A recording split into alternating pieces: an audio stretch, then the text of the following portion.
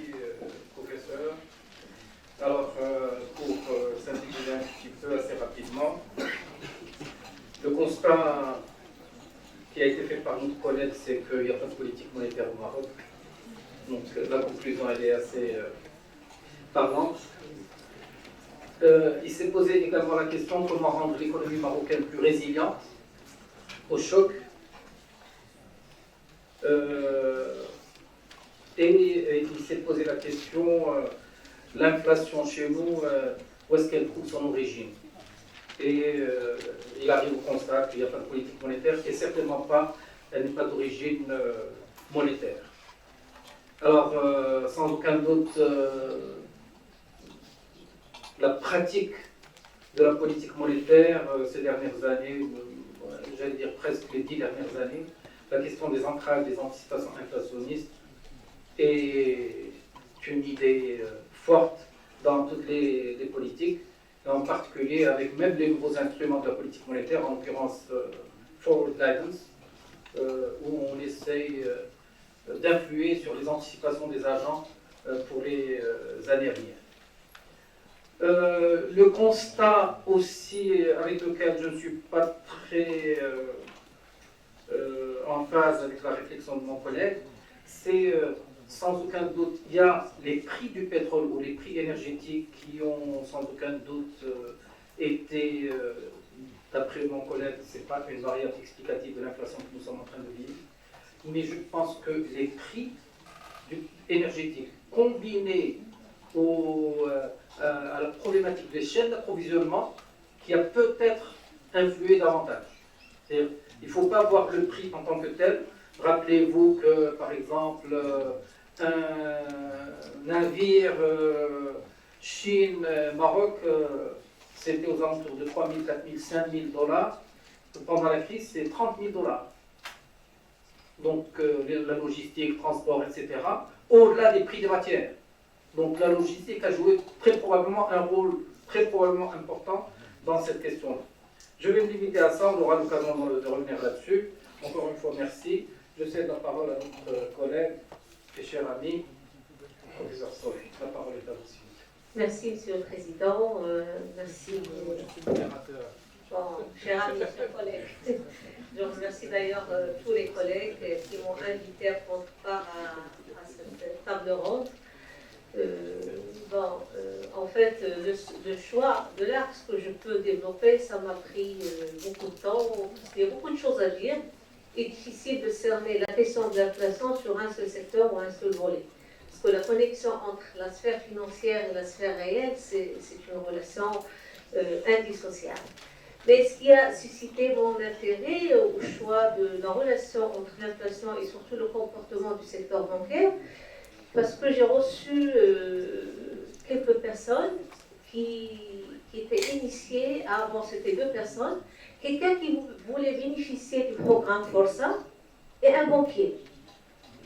Donc, comme vous le savez, le programme Força et Intelaha sont destinés à encourager l'initiative privée, encourager la création d'entrepreneuriat dans des conditions favorables et encourager les jeunes. Mais dès que la première personne a commencé de me parler un petit peu comment je peux en bénéficier, le banquier a réagi, comment vous pouvez en bénéficier, sachant que maintenant les taux d'intérêt qu'on va vous appliquer seront très forts. Qu'est-ce que vous allez gagner en retour? Et donc ça, c'était une question qui a un petit peu montré que c'est pas évident. Donc moi, c'est ce qui m'a suscité à choisir comment vont se comporter les banques face à l'inflation, parce qu'on vient de voir avec mes chers collègues qu'il n'y a pas de solution magique. Il faut s'adapter. Bon, ça reste à voir, est-ce qu'on doit s'adapter ou pas. Mais quand même, il faut qu'on sache quelles sont les répercussions, nous, en tant que consommateurs, comment on ressent cette inflation sur notre quotidien. Donc, l'essentiel, ce que je peux dire, ce qui a été dit, c'est que des taux d'inflation bas, des taux d'intérêt bas sont derrière nous. Donc, il n'y a pas un retour en arrière, mais il y a une situation qui est en face de nous. Donc, on est en face d'un changement monétaire très important qui est très, très conséquent sur la sphère réelle. Bon, comme a dit M. Tonsi, on est passé des taux de, je dirais en 2021, c'était aux alentours de 6%. Donc maintenant, on est très très proche de dépasser les 10, et donc c'est pas évident. Et nous savons que les taux d'intérêt ou le secteur bancaire, il est directement, comme tous les autres secteurs, lié à cette relation directe entre les taux d'intérêt et le taux de l'inflation. Parce que le consommateur, ce qu'il ressent, ou l'épargnant, si je m'adresse avec un langage financier, l'épargnant, il compare le taux d'intérêt réel avec les rendements futurs. Et lorsque le taux d'intérêt réel n'est pas satisfaisant, je ne vais pas dire négatif, donc ça n'encourage pas l'épargne. Et ça va un petit peu décourager l'investissement. Donc s'il n'y a pas d'épargne, il n'y a pas d'investissement. S'il n'y a pas d'investissement, il n'y a pas de croissance. Donc pourquoi? Parce que ce qui arrive dans tout ce chamboulement, c'est que le coût de financement des banques, avec ce fléchissement de l'inflation, les taux, ou le coût de financement, le taux d'intérêt appliqué par les banques aux consommateurs, ils seront aussi très très élevés. Donc, et quelles sont les répercussions? Donc moi, je suis pas là pour donner des solutions magiques, mais comme l'ont dit mes chers collègues, il faut revenir en arrière et voir un petit peu tous les débats qui ont démarré depuis les années 70 et même avant, mais on voit que généralement les travaux sur l'inflation ne s'arrêtent pas depuis 1970 et même avant. Donc si j'en remonte même aux travaux de McKinnon et Shaw, qui ont un petit peu initié à ce que pour encourager l'épargne, il faut absolument qu'on commence par maîtriser l'inflation. Mais on vient de voir que la maîtrise de l'inflation, c'est pas, on n'a pas besoin d'une baguette magique pour le faire, c'est pas évident. D'autant plus que maintenant l'inflation, il n'est pas locale. L'inflation, il est international. Donc je ne sais pas, donc ça c'est mon point de vue et chacun a son point de vue, parce qu'il y a beaucoup de paramètres qui ont engendré cette flambée des prix. Je dirais la sortie de Covid, parce qu'on avait constaté que pendant la période de Covid, moi je vais dire côté demande, l'épargne a été forcée, donc il fallait relancer des plans ou mettre en place des plans de relance, et donc ce qui a un petit peu touché l'épargne d'une certaine manière. Côté de l'offre, donc cette flambée des prix des matières premières, énergétiques et les autres crises comme la guerre de la Russie sur l'Ukraine. Donc ce sont des paramètres qui ont amplifié, je ne vais pas dire qu'ils ont mis en place, mais ils ont amplifié le phénomène. Mais ce qu'il faut retenir, c'est que même les marchés financiers, ils réagissent à ce chamboulement. Donc, on ne pourra pas dire qu'on est toujours dans la stabilité financière, parce que ce resserrement des marges, c'est très important, donc ça va affecter les marchés financiers, ça va toucher la liquidité. Donc la liquidité bancaire, c'est très importante, et on avait vu que généralement, c'est grâce à cette offre et demande de la liquidité qu'on peut maîtriser les taux d'intérêt. Et donc maintenant, il y a un resserrement des liquidités. Donc là, je me réfère à beaucoup de travaux. Le travail de Morgan et Ziegler, ils ont présenté, ils ont trouvé qu'il y a une relation négative entre l'inflation et la liquidité dans une période inflationniste. Et ce qu'on est en train de voir, il y a plusieurs paramètres qui peuvent expliquer ça. Je crois que j'en ai apporté quelques-uns. Donc, généralement, il va y avoir un resserrement de la liquidité. Et ce resserrement, il est touché, il est constaté du côté des banques, parce que maintenant, ils doivent toujours adapter ou réfléchir à ajuster leur taux d'intérêt. Cet ajustement des taux d'intérêt, donc ça va décourager les épargnants et même les emprunteurs. Parce qu'un emprunteur qui se présente aujourd'hui à emprunter avec un taux d'intérêt abordable va se trouver avec une facture très importante. La raison, il y en a plein, parce que la banque aussi va se retrouver en face d'un resserrement des coûts, de sa marge d'intérêt. Et pour ceux qui connaissent un petit peu la comptabilité bancaire, la marge d'intérêt, il représente pratiquement 70% du produit net bancaire. C'est l'équivalent de la valeur ajoutée dans le secteur bancaire. Donc, les banques, ils seront obligées de renchérir la dette. Et donc, il n'y a pas que ce paramètre-là. Du côté toujours du marché interbancaire, même, on a dit que sur le marché interbancaire, c'est un marché à blanc où les banques échangent ou équilibrent leur niveau de liquidité, mais maintenant, ils vont devenir même exigeantes entre elles, parce qu'ils vont exiger qu'il y ait plus de garanties pour se prêter, emprunter sur ce marché-là. Un autre paramètre, c'est qu'ils vont revenir et revoir leur portefeuille. Donc, ils vont essayer parce que investir dans tous les actifs financiers, c'est très risqué. Donc, ils vont devoir changer de cap et essayer d'investir ou de constituer des portefeuilles qui sont en dehors des actifs financiers. Et sans parler un petit peu des instruments de la Banque centrale sur le marché interbancaire à travers la politique monétaire ou surtout les opérations d'open market. Bon, donc ça c'était le premier point que j'ai abordé, c'est l'impact un petit peu de cette liquidité sur l'impact de l'inflation sur la liquidité. Mais si je touche de près d'un côté macroéconomique, comment se comportent les banques ou surtout la performance ou la rentabilité bancaire, comment elle est affectée. Bon, le premier phénomène, c'est qu'on va constater qu'il va y avoir une réduction de la demande des crédits. Des deux côtés, que ce soit du côté des emprunteurs ou de la banque. Parce que la banque, elle est en face d'un problème. Il y a quelques années, il a emprunté avec des taux d'intérêt qui sont très bas. D'accord? Et donc, et le remboursement, il se fait, surtout moi je parle des crédits à long terme, les crédits d'investissement, les crédits immobiliers. Et donc maintenant, il est en train de récupérer le remboursement de ces emprunts-là avec des taux qui sont très très bas et donc qui ne permettent pas de générer une rentabilité, une performance très importante. Et d'autant plus, comme j'avais dit tout à l'heure, cet ajustement des taux d'intérêt va réduire la demande du crédit. Donc voilà, j'ai commencé par le premier point et après j'ai atterri sur le deuxième. Alors maintenant, avec cette flambée des taux, on va se retrouver avec des crédits non performants. Et les banques vont se retrouver avec beaucoup de créances douteuses, des créances en souffrance. Et donc, il va trouver que son portefeuille est surtout marqué par des éléments qui ne sont pas performants. Et donc, ça va encore une fois agir sur la solvabilité. Je ne vais pas entrer là dans les paramètres ou les règles prudentielles qui mettent un petit peu certaines normes de gestion de banque pour maîtriser ce risque de crédit. Qu'est-ce qu'il y a encore? Alors, la pression sur les réserves. Donc cette pression sur les réserves, c'est très important. Je ne vais pas revenir parce qu'il a été déjà traité par mes collègues.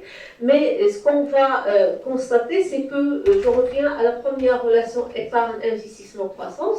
Donc moi, en tant qu'épargnant, c'est plus intéressant pour moi de déposer mon argent à la banque, de créer des dépôts à terme ou de faire un placement à la banque parce que un revenu aujourd'hui, ça coûte mieux qu'un revenu plus tard. Donc la valeur de l'argent, il va baisser et donc les banques ils vont se retrouver avec un niveau de dépôt qui est très très faible. Et nous savons que dans la relation d'intermédiation financière, ce sont les dépôts qui font les crédits. Et c'est grâce, encore une fois, et je reviens à cette relation de la marge d'intérêt au niveau des banques, qui va se retrouver encore une fois, qui va se rétrécir et ça va encore agir sur la performance, c'est-à-dire la rentabilité et la performance du banque.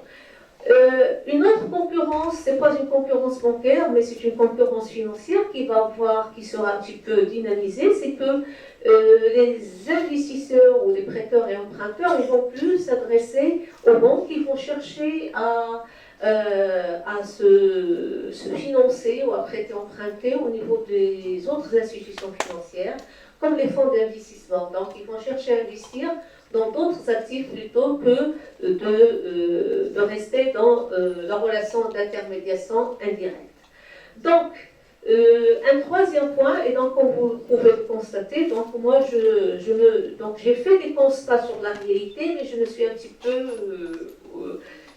cachée derrière des références et des travaux de la revue littérature pour voir qu'en fait l'histoire il se répète. Maintenant, comme j'avais dit, on ne peut pas chercher une solution magique, mais quand même, il faut savoir comment se comporte, parce qu'on est dans une sphère, en spirale, que chaque élément nous envoie à un autre. Donc, le dernier élément que je vais aborder, c'est la qualité du portefeuille. Donc, on va constater qu'il va y avoir une réduction de la qualité du portefeuille de crédit. Et ça rejoint ce que j'ai dit tout simplement dès le départ, c'est qu'on va se retrouver maintenant avec des emprunteurs non performants, avec des projets ou des emprunteurs qui sont devenus des clients douteux, et d'une certaine manière, des portefeuilles de crédit des banques, il va se retrouver dans une situation drastique et ça va se répercuter sur, je dirais, sur toute la performance du système financier.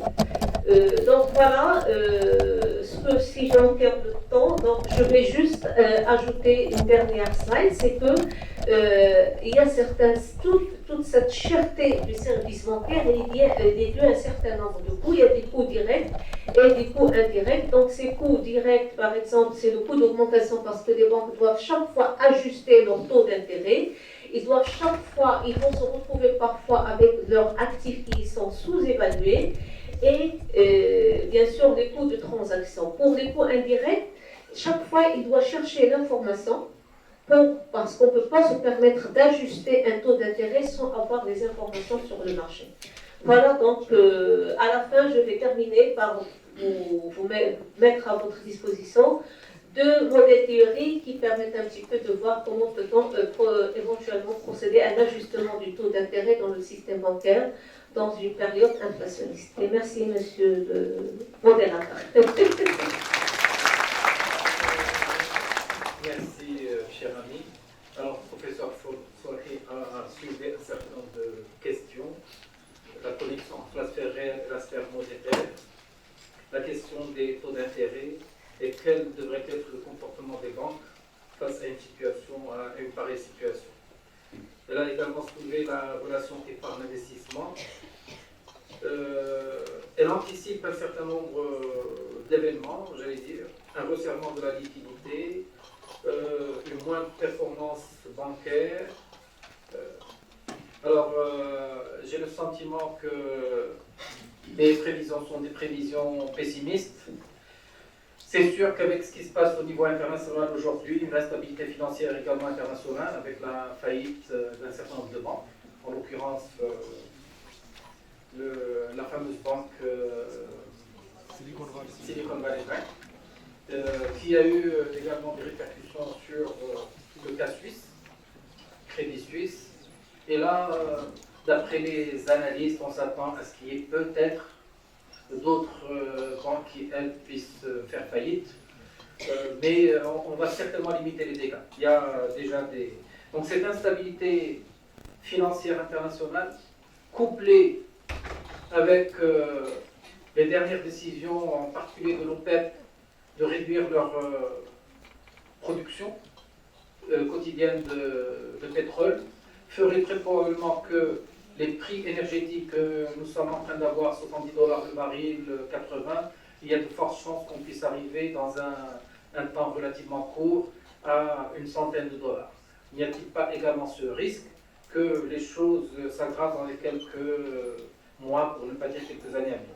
Sachant encore une fois que si politique monétaire il y a, l'impact, en l'occurrence celui du taux d'intérêt, l'impact n'est pas un impact immédiat. On sait pertinemment au travers de la revue littérature empirique que l'impact, c'est un minimum 12 mois, si ce n'est plus. Donc, lorsque la Banque centrale elle agisse par ce biais, quand est-ce qu'on risque de voir l'impact c'est-à-dire en termes réels, il faudrait s'attendre minimum 6, 8, 12 mois. Alors, je ne vais pas trop prendre de votre temps. Je vais ouvrir une première liste. Si éventuellement il y a des interventions, des réactions, des questions à poser. Donc, j'ouvre une première liste. Et après, Alors, vous me dites votre nom. C'est pas pour moi, c'est pour les autres. Moi, je vous connais.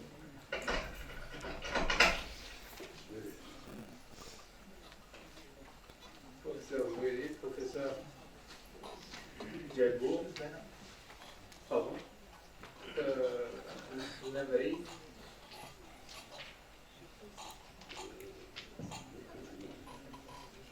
ok, pardon, professeur Grisseil, professeur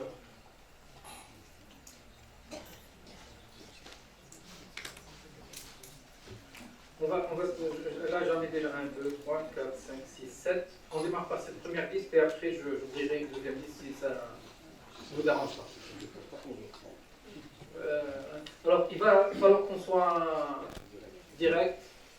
Léo, la parole est à vous. Bonjour, oui. Je suis doctorant au laboratoire ici et titulaire de master en sciences économiques.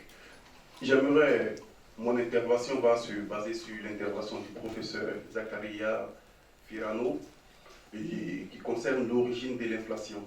Et l'avis que je ne partage pas entièrement pour des raisons qu'il a citées. Une, d'abord, sans inventer la théorie du fil à couper le beurre, le professeur nous dit que ici, l'inflation n'est pas monétariste. Et l'argument qu'il a envoyé, l'un de ses arguments, c'est le modèle Mandel et Fleming. Et un peu fait le récapitulatif de ce modèle-là, nous savons bien que ce modèle est une extension du modèle ISLAM. Et quand on parle du modèle ISLAM, on parle de l'offre monétaire qui agit sur le taux d'intérêt au niveau de la production. Donc je pense bien que même avec le modèle Mandel et Fleming, qui d'ailleurs prédit l'équilibre interne et externe par l'offre monétaire sur le taux d'intérêt au niveau de la production. Donc ce modèle même nous confirme que l'origine de l'inflation est monétariste, avec le modèle Mandel-Fleming. Et en allant ailleurs, l'argument que le monsieur a avancé encore, c'est de lier l'inflation au output gap. Moi, je pense que cet argument n'est pas très solide. Pourquoi? Si vous lisez l'article de Salah et Martin de 1997, il vous démontrera que on peut lier tous les variables économiques avec le output gap. Il n'y a aucune variable en économie qu'on ne peut pas lier avec le GDP. Et vous pouvez vérifier cela aussi. Donc, essayez de lier l'inflation avec le output gap et dire que l'inflation n'a pas d'origine monétariste ne tient pas aussi. Si j'avais un troisième point à ajouter, c'était le fait qu'il n'y a pas de politique économique au Maroc. Je pense que cet argument est un peu fort parce que l'argument avancé par notre cher professeur est le fait qu'en 1970 jusqu'au début 1980, l'origine de l'inflation était énergétique. Et si on voit encore ces mêmes chocs qui reviennent, donc il n'y avait pas de politique monétaire. Bon, je pense que cela est un peu fort. Parce que toutes les études que nous avons, tous les backgrounds théoriques et empiriques au niveau macroéconomique et au niveau des politiques économiques qui ont prévu ces outputs là, que ce soit positif ou négatif, je pense bien qu'il y avait assez de background à ce niveau et je vous remercie. Merci. On va réagir à la fin, je préfère. C'est-à-dire, il se peut qu'il y ait des recoupements en termes internationaux. Si vous le permettez, évidemment. Ok. La parole est à vous. S'il vous plaît, micro. Essayez de poser des questions directes, même si vous faites un commentaire direct, comme ça on puisse partager avec d'autres.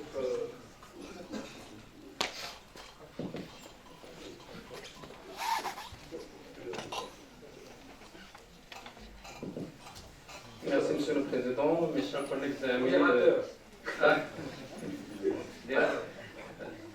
Président, directeur, modérateur et plus encore. Alors, je vous remercie pour le choix de ce sujet, de cette belle initiative, puisque l'inflation a frappé de plein fouet les deux classes, à savoir la troisième classe et la deuxième classe qui risque de se balancer qui commence à se balancer vers la troisième classe. Donc, je vous remercie également pour la pertinence de vos interventions avec lesquelles je suis tout à fait d'accord. Et nous sommes tous d'accord sur les causes de l'inflation, qu'elles soient internes, externes, les causes de la demande, de l'offre, etc. Mais je pense qu'il y a un phénomène plus grave, parce que tout ça, on peut y remédier, on peut trouver des solutions par l'efficacité des politiques budgétaires, monétaires, etc. Il y a un phénomène plus grave, c'est la transformation, à mon avis, de système des valeurs de la société marocaine. Nous avons constaté dernièrement la propagation d'un phénomène de comportement égoïste, arriviste, de comportement opportuniste. Il y a des couches qui veulent s'enrichir à l'aide, malheureusement, de pouvoirs politiques et ont saisi l'occasion de ce gouvernement libéral. Donc il y a malheureusement il n'y a pas de limite. On constate ça sur le quotidien. Donc je pense qu'il faut revoir, et ça c'est un travail de moyen et de long terme. il faut revoir le système de valeurs au Maroc. Donc des valeurs de solidarité, des valeurs d'éthique, des valeurs de libre concurrence, etc. Donc il faut des chartes de valeurs, à mon avis, en plus bien sûr de tout ce que vous avez avancé. Et je vous remercie. Merci, professeur Gabot. Merci, monsieur le modérateur.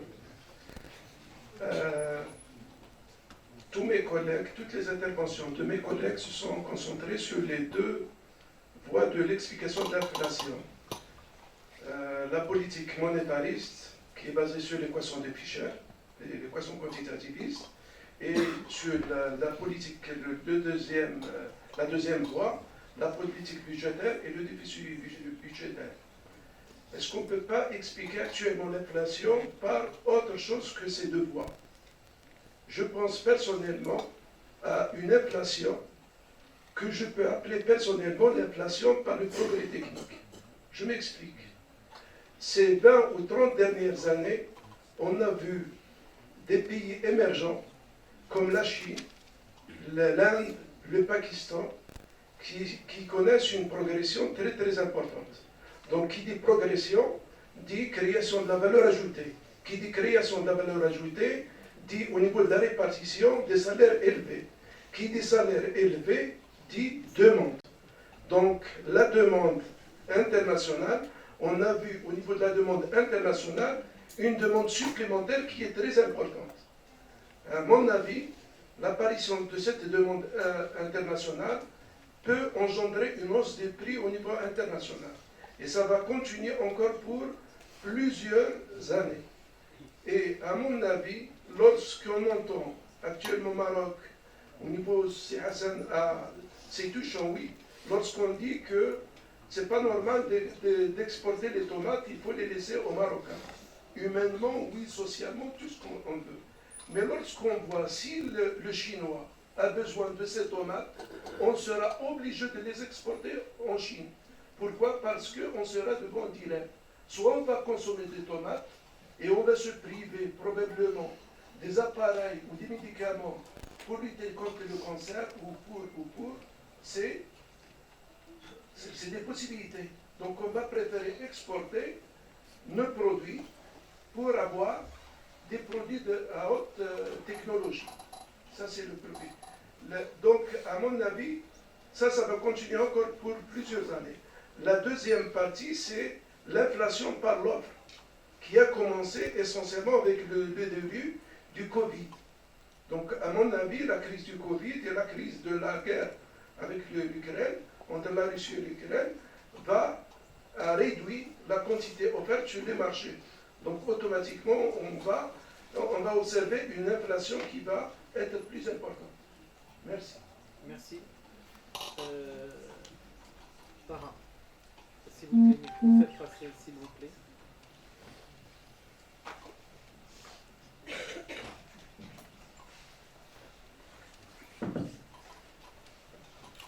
Bonjour, merci cher professeur, bonjour chers collègues et camarades. J'aurai deux petites questions, je vais essayer d'être direct. Je vais commencer par interroger un peu le mécanisme par lequel la Banque centrale essaie d'ancrer les anticipations, en l'occurrence l'augmentation du taux d'intérêt.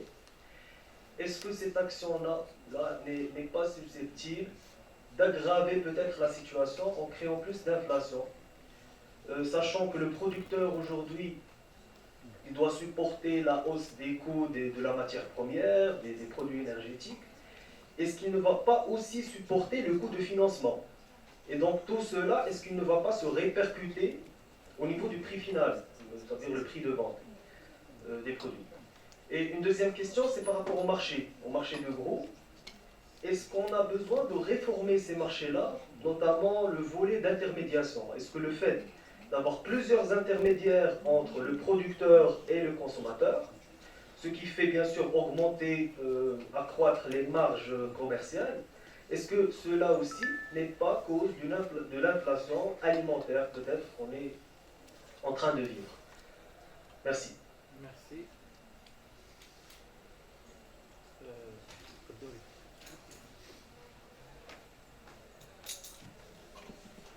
Bon, Bonjour à toutes et à tous.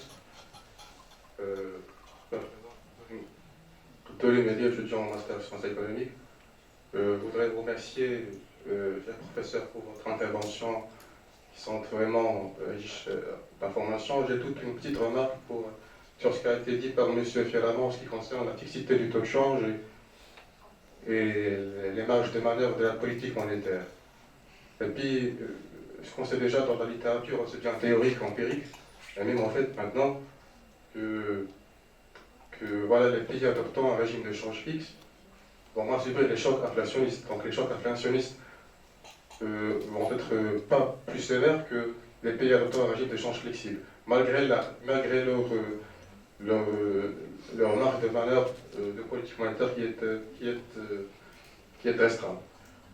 Et puis, voilà, il y a des pays maintenant en Afrique, même en Afrique subsaharienne, qui sont maintenant très résilients face aux chocs exogènes négatifs, notamment les chocs inflationnistes, à cause de taux de change fixe.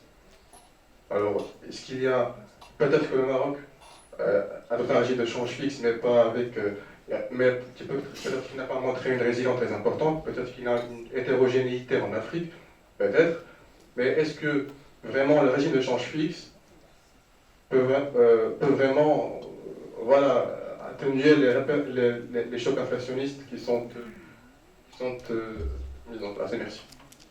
Merci. Le professeur Moussaïd, s'il vous plaît, faites passer le micro. Shukran, c'est le chef du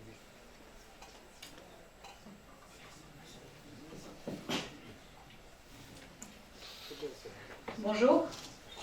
Bonjour chers professeurs, chers collègues. Je vous remercie pour vos interventions, aussi enrichissantes les unes que les autres.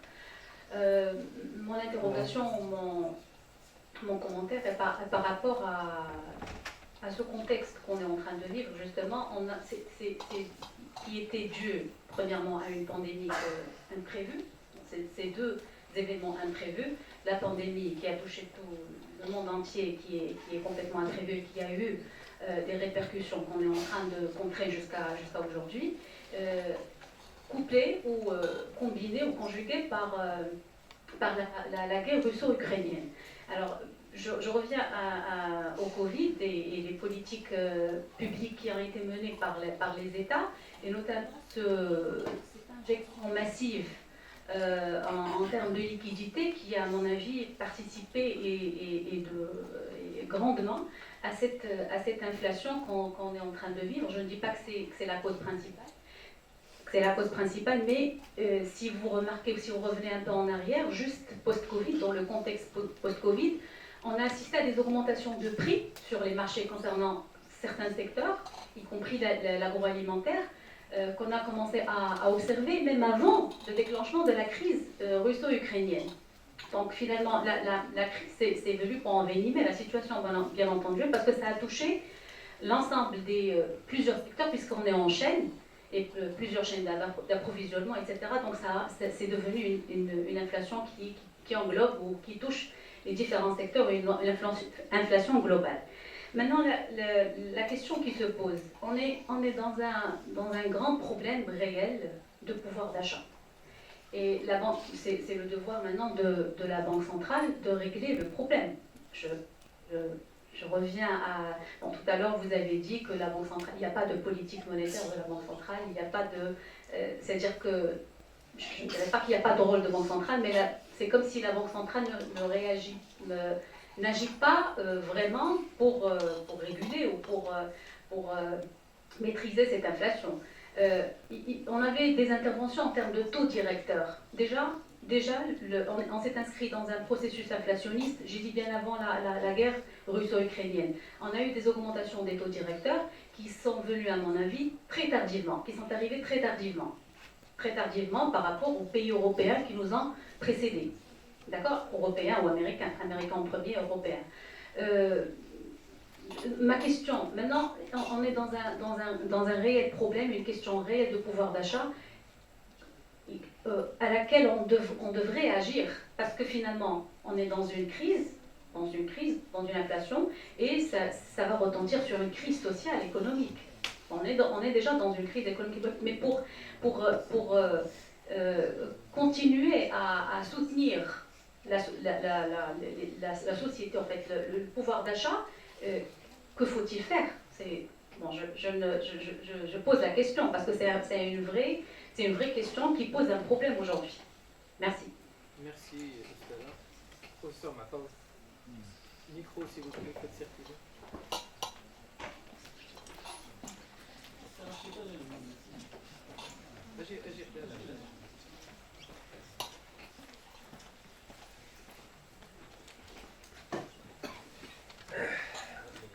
Merci, monsieur le modérateur. Je vous remercie, monsieur le professeur Tchoussi, professeur Ferrand, professeur Trolley, pour vos interventions. J'ai une petite question à propos de la politique budgétaire, de la politique monétaire même que le professeur Ferrano, pour lui, il n'y a pas une politique monétaire au Maroc, mais on peut la symboliser comme des mesures monétaires. Ma question, étant donné que notre économie n'est pas une économie de plein emploi, et quid de la convergence entre la politique budgétaire et de la politique monétaire, étant donné que j'ai l'impression qu'il y a des objectifs contradictoires en termes budgétaires, étant donné que le projet de loi de finances de 2023 a bien tablé en termes d'investissement un budget de 300 milliards de dirhams, et en gros, bien entendu, et de l'autre côté, il y a un certain resserrement au niveau monétaire, c'est-à-dire que la Banque centrale a bien serré la ceinture en termes monétaires. Donc, il paraît qu'il y a théoriquement, il paraît qu'il y a des objectifs contradictoires. Relancer la croissance et de l'autre côté, serrer la ceinture en termes monétaires. Personnellement, je suis perdu pour ces mesures-là, ces objectifs-là. Donc la question, comme vous voyez, il y aura en fait une certaine convergence entre ces objectifs, entre ces mesures-là. Et merci. Merci beaucoup. Excusez-moi, j'ai juste une petite remarque à ajouter. Alors, on a tendance à crier récession, mais on n'est pas dans la récession. Aucune économie n'est rentrée dans la récession jusqu'à maintenant, parce qu'on est dans une situation inédite d'une inflation et d'un chômage qui n'a pas augmenté. Et au contraire, le chômage baisse ces 2 dernières années, d'après les statistiques du HCP. Donc, comment soutenir ce pouvoir d'achat? C'est ça ma question que j'ai posée tout à l'heure. Merci. Merci. Très bien. Alors, on ne va pas revenir sur sur les commentaires qui ont été faits. Alors, on va adresser directement les questions qui ont été posées. Je vais demander aux collègues ici présents dans le panel d'être direct, bref, pour qu'on puisse partager avec d'autres qui veulent poser d'autres questions. Je vais ouvrir le deuxième liste. Très bien. Qui veut entamer? Alors, je suis en train de voir. Alors, pour le. Niel. J'ai un petit commentaire rapide. Niel.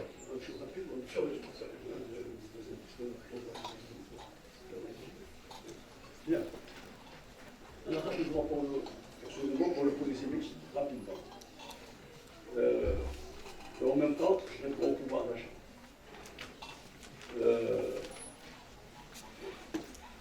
La Banque centrale leader, c'était une époque. La Banque centrale follower, c'est l'époque actuelle. Il y a ce qu'on appelle la dominance budgétaire. C'est une théorie, ce qu'on appelle la dominance budgétaire. C'est vrai, en général, la Banque centrale raffole d'une chose. Elle raffole d'une économie qui n'est pas en surchauffe, d'une économie généralement qui n'est pas en croissance forte, n'est-ce pas? Ça lui permet en même temps de stabiliser généralement les prix. C'est le meilleur scénario de la Banque centrale. C'est de laisser le chômage, et de casser la croissance. D'ailleurs, preuve à l'appui. Vous avez vu, vous avez souligné ce qu'on appelle le conflit d'objectifs. En termes économiques, c'est le conflit d'objectifs qu'il y a entre la Banque centrale, la politique monétaire et la politique budgétaire. La politique budgétaire cherche la croissance, la généralisation de la couverture médicale, 32 milliards, etc. 300 milliards de dépenses d'investissement. Et Arnaud lui-même disait qu'on ne va pas sacrifier ça. On ne va pas sacrifier ça. Bien. Et en même temps, de l'autre côté, la Banque centrale, son job, soi-disant, c'est l'inflation. Mais ce n'est pas vrai, comme ça a été dit. Alors, le job de la Banque centrale, pour moi, c'est les réserves de change, et non pas l'inflation. Ce qui est implicite, ce qui n'est pas dit. D'ailleurs, la preuve, c'est voilà, les livres de crédit de la Banque des Fonds monétaires internationaux. Et je l'avais dit l'autre fois, l'inflation est apportée, etc. Maintenant, il faut admettre une situation. On est dans l'ère où il y a une inflation élevée. Il faudrait admettre un seuil d'inflation compatible avec la croissance. C'est-à-dire, l'État, de son côté, doit faire un effort pour maintenir la compensation, pour lutter contre l'inflation et pour soutenir le pouvoir d'achat. Moi, je pense qu'on ne peut pas aller avec des dictats du Fonds monétaire et de la Banque mondiale, étant donné la situation actuelle. Ça ne veut pas dire qu'il faut pérenniser. Ça ne veut pas dire qu'il faut pérenniser. Mais en tout cas, le moment, le contexte actuel, il faut garder la compensation, renforcer la compensation pour avoir la sécurité, la paix, etc. etc. Et de l'autre côté, la Banque centrale doit accepter le seuil d'inflation, un seuil. C'est-à-dire qu'on n'est plus dans les deux. Hein, on doit changer de paradigme, c'est-à-dire on doit changer à ce niveau. Et par conséquent, même l'approche doit changer. Ça, c'est, je réponds juste à ça. Merci. Bon, je vais être très succinct. Bon, il y a pas mal de questions. Je sais que mes propos étaient forts, hein, mais je les maintiens. Très bien. Bon, je reprends rapidement l'idée de Sitounsi. Moi, je suis tout à fait d'accord avec Blanchard, parce que Blanchard est toujours dans la même position qu'il faut revoir un peu le taux d'inflation cible. Pourquoi vous croyez que ces 2% c'est un bon taux d'inflation? Pourquoi tout le monde croit ça? Est-ce que vous vous êtes posé cette question? Pourquoi 2%? Parce que tout le monde vote 2%. Vous savez que 2%, ce sont des analyses qui ont été faites de façon contrefactuelle dans l'économie américaine uniquement. Vous savez ce que c'est que les analyses contrefactuelles? C'est le modèle de simulation macroéconomique, une micro-simulation. Ils ont été faites aux États-Unis. Qui vous dit que 2% c'est un taux naturel d'inflation pour le Maroc? Il n'y a aucune réponse qui a été formulée pour le Maroc. Il n'y a pas d'étude qui a été faite de façon contrefactuelle pour dire est-ce que le taux de chômage doit être de 7, de 8, de 6, on ne sait pas. Quel taux naturel devons-nous avoir? Quel taux d'intérêt? Quel est le taux d'intérêt d'équilibre de l'économie marocaine?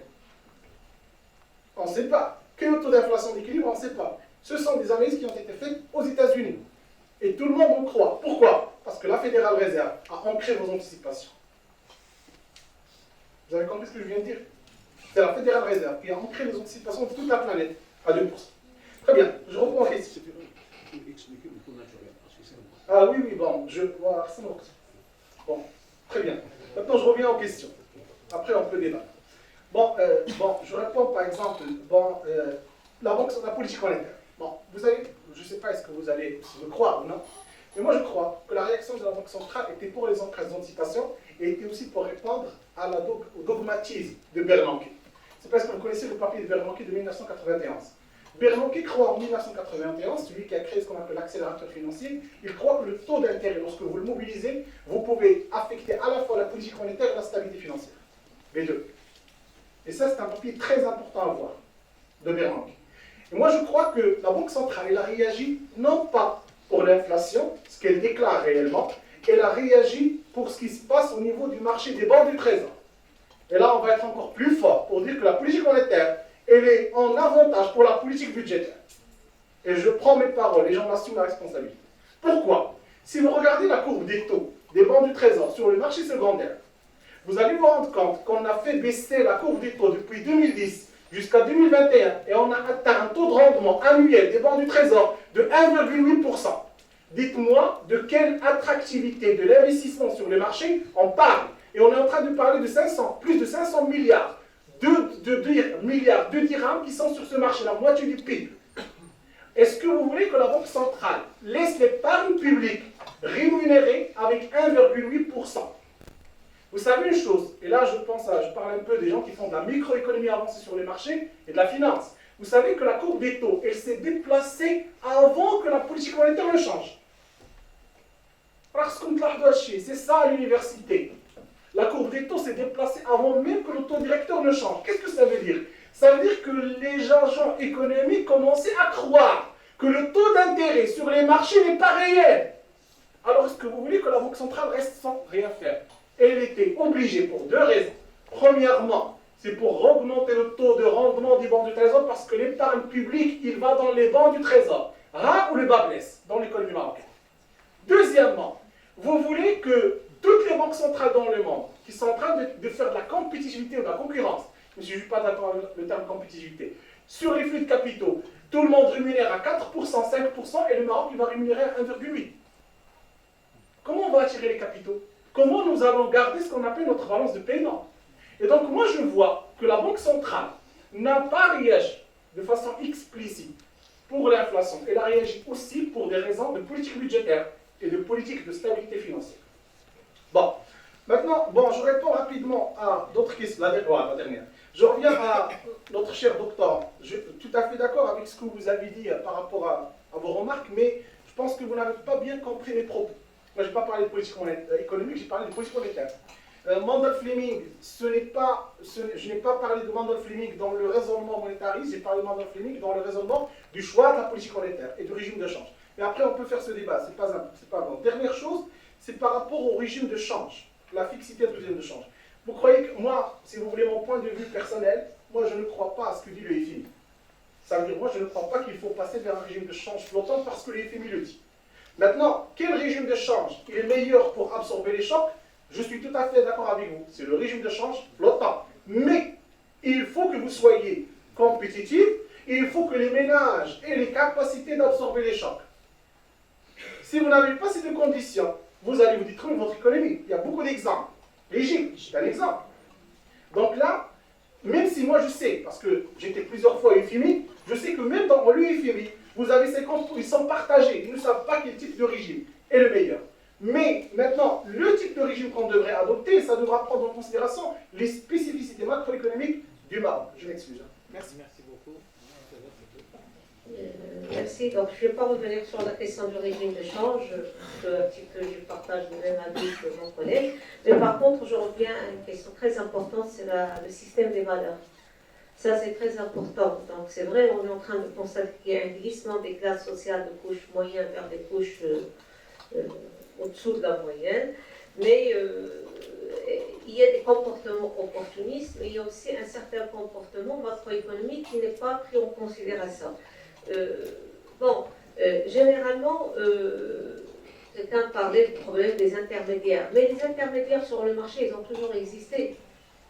Donc, dans tous les modèles théoriques, on a toujours parlé d'intermédiaires. Le problème d'intermédiaire n'a jamais posé de problème ou de relation, n'a pas de relation directe avec l'augmentation des prix. Bon, le retour vers un équilibre social, donc théoriquement, si on revient en tant qu'académicien comme mes collègues, on reste un petit peu réticent par rapport à nos propos.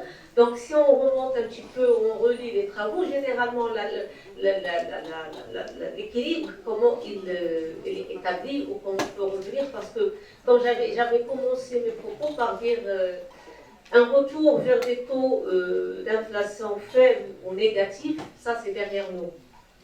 Mais ce qu'il faut faire, c'est que les actions futures, généralement, avec une augmentation de l'inflation, l'augmentation des prix, ça doit être accompagné plus tard par une augmentation des salaires. Donc, Mme Ben Saïd, il a dit qu'on est dans une situation inédite, on n'est pas en récession, mais si on maintient le cap dans cette vitesse-là, ou ce rythme-là, la récession, elle est sur les portes. Parce qu'il n'y a pas de question de chômage, je reviens à la question du pouvoir d'achat. Maintenant, tout le monde se plaint. Donc, en tant que financière, donc j'ai toujours incité mes étudiants à comparer un dirham reçu dans un an avec un dirham qu'on a entre les mains aujourd'hui. Et donc ça va créer des disparités très importantes et ça va engendrer, parce que la création de la valeur, elle est liée à la consommation d'une certaine manière, c'est l'investissement et la consommation. Mais s'il n'y a plus de consommation, il n'y aura plus de croissance. Voilà, merci. Alors, il y a une question à laquelle on n'a pas réagi, c'est celle, alors je ne vais pas rentrer dans, c'est la question par la réponse concernant l'ancrage des anticipations. Bon, là, ça a été traité indirectement. Par contre, sur la question de la réforme des marchés de gros, alors deux grands soucis. Le circuit de distribution, ou les circuits de distribution qui sont les nôtres, sans aucun doute posent problème. Sans aucun doute. Sauf que on ne peut pas imputer la hausse des prix que nous sommes en train de vivre aujourd'hui au circuit de distribution, sachant que par le passé, les circuits de distribution n'ont pas changé. Si les circuits avaient changé et il y a eu une hausse, on aurait dit tiens, c'est peut-être. Mais là, les circuits ont toujours existé et donc on n'avait jamais connu ça. Par contre, on peut avoir des circuits de distribution comme les nôtres.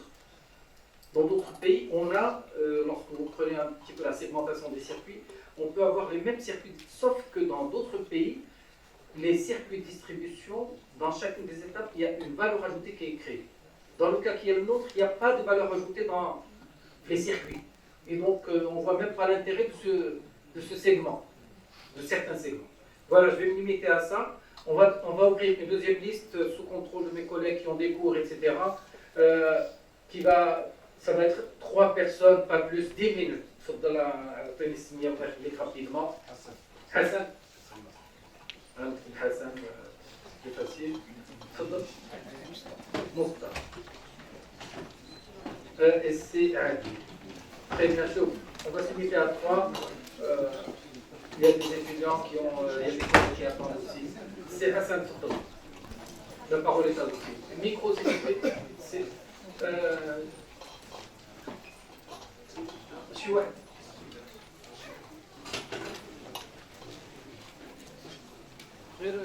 Soyons directs, s'il vous plaît. Merci, chef professeur Madame Soré, monsieur Ferrand, professeur de la France. Donc je rejoins aussi les intervenants, ils ont déjà parlé de la cause, parmi les causes qui ont entraîné ou bien généré cette inflation. Il y a le Covid, la guerre en Ukraine.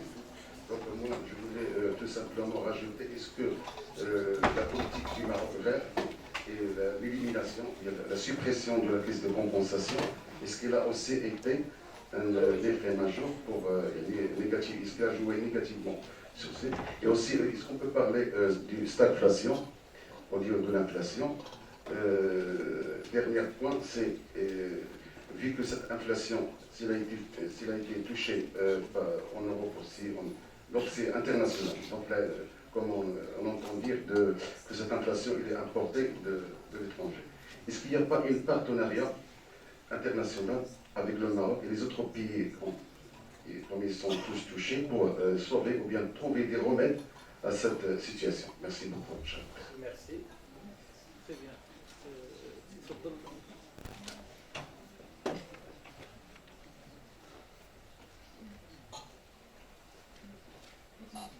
Merci. Les interventions sont très intéressantes, effectivement, et la contribution de l'université est incontournable. Je poserai deux petites questions. La première question, c'est relative aux solutions. Parce que, effectivement, si l'inflation n'est pas monétaire, on doit expliquer les causes et proposer des recommandations pour la juguler, on va l'atténuer. De vos interventions ressort la compensation. Il y a une menace si le gouvernement doit poursuivre la subvention universelle. Ça va impacter les projets, les grands projets comme la protection sociale. Ça, c'est la première question. Est-ce que en maintenant la subvention, ça ne va pas impacter un peu les grands projets, surtout la protection sociale, parce que ce sont des ressources qui devraient être réorientées vers la protection sociale. Deuxième question, c'est un peu ce qu'on ne va pas réfléchir un peu sur le mode de consommation des Marocains. Parce que, effectivement, la notion de valeur d'usage et de valeur marchande. Maintenant, peut-être les modes de consommation. Maintenant, les Marocains sont habitués à consommer, par exemple, les légumes toute l'année, alors que normalement, c'était des légumes de saison. Le mode de consommation, l'homogénéisation du mode de consommation, c'est-à-dire la course vers le consommation, etc., est-ce que ce n'est pas aussi une voie à explorer? Merci. Merci. Mr. Hadid, s'il vous plaît.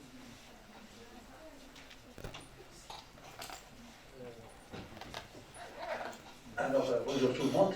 Merci, chers amis et collègues, pour vos interventions. Donc, expliquer l'inflation.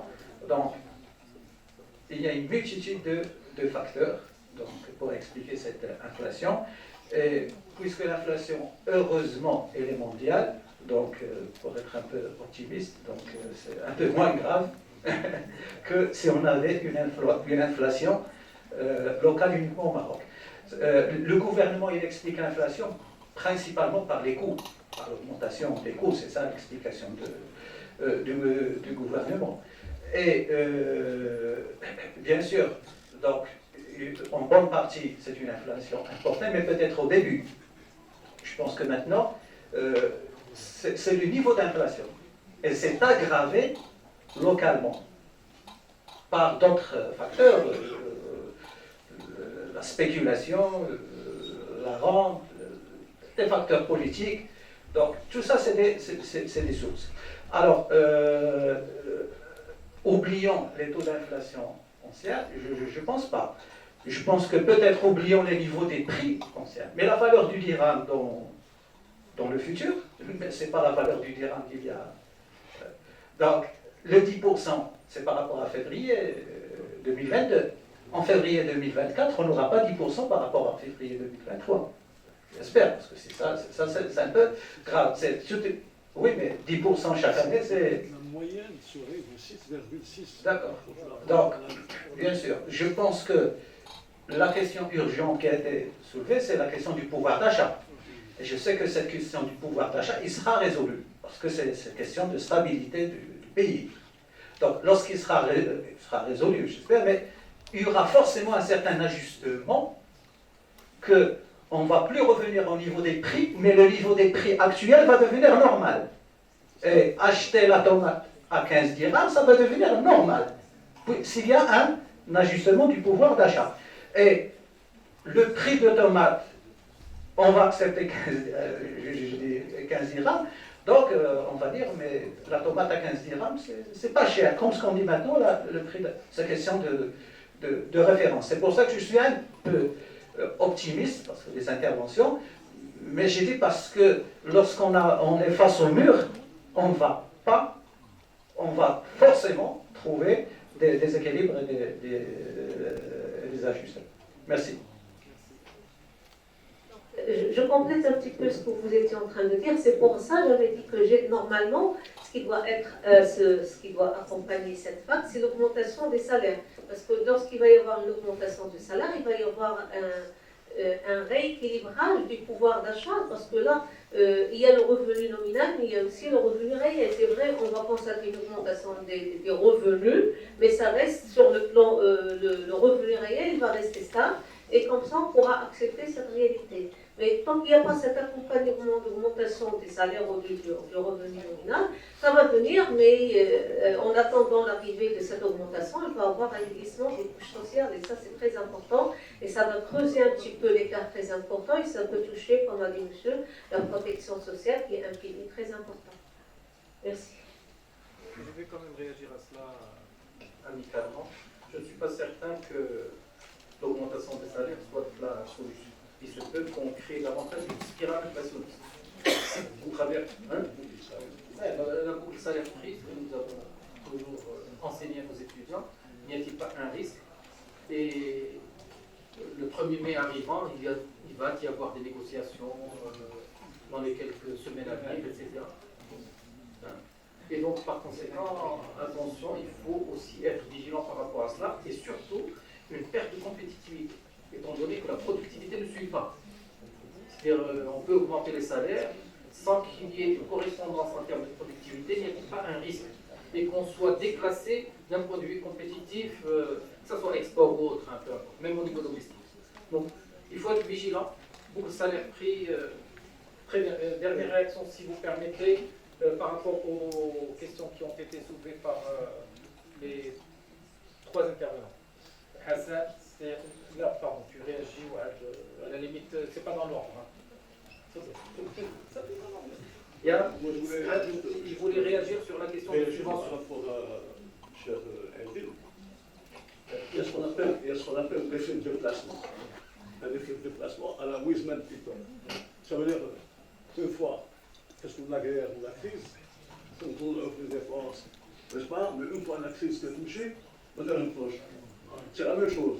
On va s'habituer à un effet de déplacement. Bien sûr, le taux de 10%, je suis tout à fait d'accord, c'est un taux de février 2023 par rapport à février 2022, mais en glissement annuel, généralement, on est dans les 6 et 7%, ce qui est inhabituel pour nous, hein, de toute façon, ce qui est inhabituel. Maintenant, pour revenir à la question des subventions, moi, quand j'ai posé la subvention, moi, je dis, il y a un phénomène, enfin, la théorie économique, il y a ce qu'on appelle les stabilisateurs automatiques. Alors, les stabilisateurs automatiques, c'est-à-dire qu'il n'y a pas d'intervention humaine. Une fois voté, c'est une fois pour toutes, elle est votée, par exemple, l'assurance chômage. Lorsqu'il y a crise, en Europe ou en France, automatiquement, l'assurance chômage reste là. Et là, maintenant, c'est le mécanisme. On n'a pas ce mécanisme. Le mécanisme qu'on peut actionner pour soutenir le pouvoir d'achat en cas de problème en contexte exceptionnel, c'est de ne pas pérenniser les subventions, mais d'agir momentanément pour stabiliser, laisser les subventions. Imaginons maintenant on avait touché le prix d'un butane, ça aurait été la catastrophe. La même chose. Moi je me dis, d'ailleurs, je reviens à la question, et je rejoins mes collègues là-dessus, la Banque centrale, je dirais en soft, je dirais non, c'est pas l'inflation et la stabilité des prix qui est le disait principal. Implicitement, c'est pas l'inflation, c'est les réserves de change.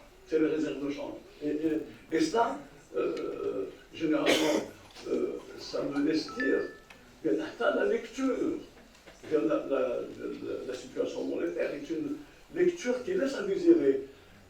Le fait que la Banque centrale tarde à prendre des décisions, à sortir avec une communication, ça veut dire qu'elle n'est pas arrivée à détecter est-ce que c'est des chocs permanents, n'est-ce pas, ou bien des chocs temporaires. Ça, c'est dans le langage que l'on connaît. Est-ce que c'est un choc technologique? Est-ce que c'est un choc structurel? Ou bien c'est un choc, généralement, qui est juste temporaire? Cette incertitude dans la lecture a fait qu'il y a eu énormément d'hésitation. Regardez le jour où on a pris la décision d'augmenter le taux de sécurité de dommages, on est resté sur notre pas. Le jour même, il n'y avait pas sur le site les 3. Jusqu'à maintenant, je pense que le site, les 3% n'existent pas. L'augmentation de 53 dommages, la Banque centrale devait sortir pour communiquer le soir même, elle n'est pas sortie pour communiquer. Il y avait un flou, et le flou, jusqu'à maintenant, je ne sais pas pourquoi tout le monde passe sous silence avec le flou, je dirais, le conflit budgétaire politique.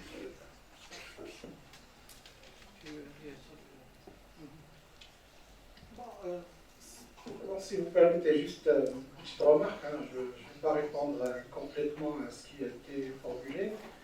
Bon, moi je crois que normalement, je résume, hein, par rapport au taux d'inflation et par rapport au problème, bon, 10%, oui, en glissement annuel en février, va arriver à 7-8%. Moi je me pose une question encore plus approfondie. De quel panier de consommation on parle? Parce que maintenant, si on est des économistes, mais on n'est pas utopique. Ça veut dire, aujourd'hui, si vous dites à un Marocain, vous avez une inflation de 10%, il veut le double, le triple. Moi, je pense qu'il faut vraiment... voilà, je suis en train de le formuler académiquement. Moi, je pense que le débat actuel à faire, c'est de revoir un peu les mécanismes analytiques qui sont utilisés par les organismes qui prennent des décisions en matière de politique économique. Le débat, c'est l'urgence. il faut questionner le panier de consommation. Comment calcule-t-on l'indice du prix à la consommation? Quels sont les 432 produits qui sont à l'intérieur? Comment ils sont enquêtés? Parce qu'on a de l'inflation qui est sur base d'enquête. Aujourd'hui dans le monde, il y a plus les pays avancés n'utilisent plus l'enquête. Vous êtes en train de parler de big data, web scrapping, scanning, etc. Et ça se passe dans les grandes surfaces. Croyez-moi que les prix qui sont dans l'indice du prix à la consommation n'ont rien à voir avec les lieux où vous êtes en train d'acheter vos produits. Ça se passe ailleurs. Et c'est par enquête, par échantillonnage. Et donc, s'il y a une refonte à faire, c'est de revoir un peu comment c'est calculé l'indice des prix. Parce que la Banque centrale ne calcule pas l'inflation. C'est celui qui calcule réellement l'inflation, c'est le HCP. D'accord? La Banque centrale, elle prévoit l'inflation. C'est très différent. C'est l'expectation. Et donc là, il y a une refonte à faire. Il y a également une refonte à faire pour pouvoir répondre aux questions. Est-ce que le choc est structurel? Est-ce qu'il est conjoncturel, etc. Il faut revoir les outils analytiques qui sont à l'intérieur de la Banque centrale. Et moi, je crois que la Banque centrale doit se positionner, doit nous dire quel courant elle est. Est-ce qu'elle est keynésienne? Est-ce qu'elle est dans l'école autrichienne? Est-ce qu'elle est monétariste? Il faut se positionner. Si je pose la question, moi aussi je ne connais pas la réponse. Quelle banque centrale nous avons? Par exemple, la Fédérale Réserve, il le déclare. Il vous dit, moi je suis keynésienne. Et il le croit, et il le fait. Parce qu'elle a les canaux de transmission, et là, etc., etc. Nous, qu'est-ce qu'on fait? Quel cadre analytique? Vous allez trouver un mariage de cadres analytiques, ceux qui croient au structurel, ceux qui ne croient pas au structurel, ceux qui croient au DGE avec la critique de Lucas, ceux qui croient... bon, vous avez toute l'amalgame. Mais lorsqu'on a des chocs qui sont comme ça, il faut vraiment revenir aux fondamentaux, revenir au paradigme, pouvoir expliquer. D'accord? Je pense que c'est tout ce que j'avais. Merci. Je pense qu'on a fait le tour. On est désolé si on n'a pas pu recueillir d'autres questions, etc. Je remercie l'ensemble de ceux qui ont assisté et on vous invite à... Merci beaucoup.